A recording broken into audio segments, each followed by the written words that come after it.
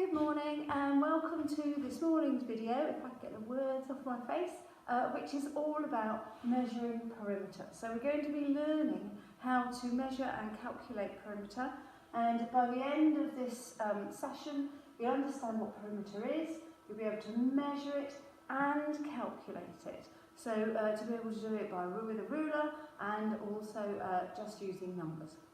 Right, so have a look at the outside of the board. The outside of the board shows you that perimeter is the measure around the outside of the shape.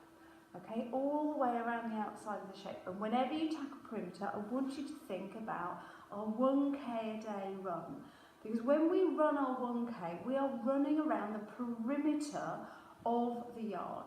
Okay, running around the outside, and you know, because you measured it, that each of those laps is 100 metres. Okay, so the perimeter of the junior yard is 100 metres. Okay, you need to know what unit of measurement is being used. Now, very often in class, we're talking about centimetres and millimetres. If we're working on a slightly larger scale, we might be talking about metres.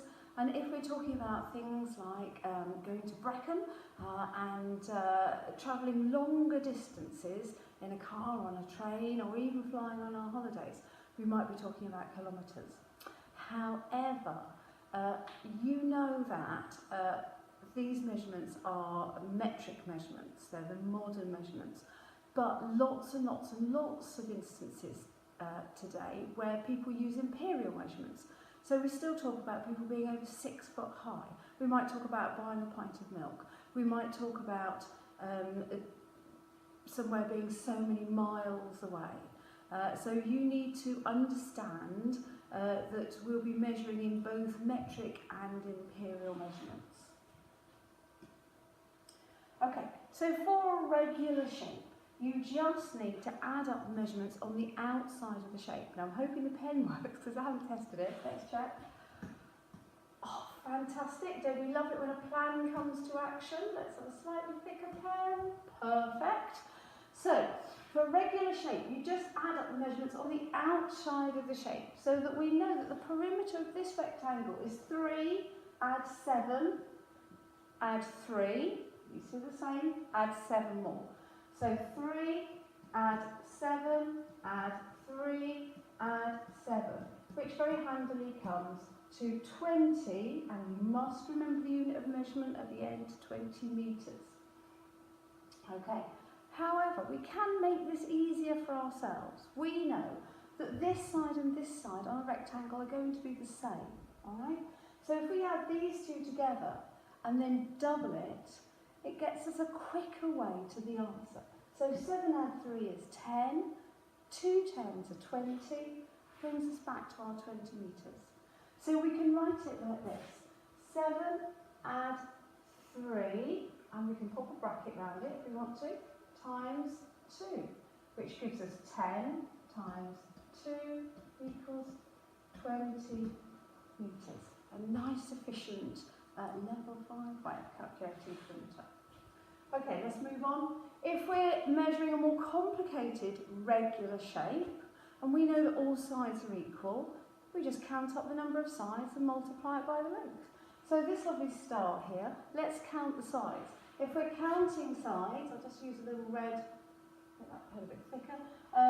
If we're counting sides and it's a complicated shape, pop a little dot or a cross or a little mark where you stop, because the amount of people I've seen who count up the shapes and count the same edge twice, or will miss one out. It's a stupid mistake to make. We don't want to be making it.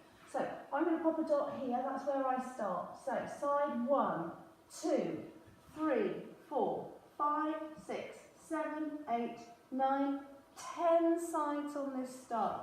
So we have the perimeter P equals 10 times 4.5, which nice and handily gives us 45 centimetres. Happy with that? You can do that with any regular shape. Hexagons, triangles, pentagons, any regular shape. Measure the side and then multiply it by the number of sides. Okay? Moving on.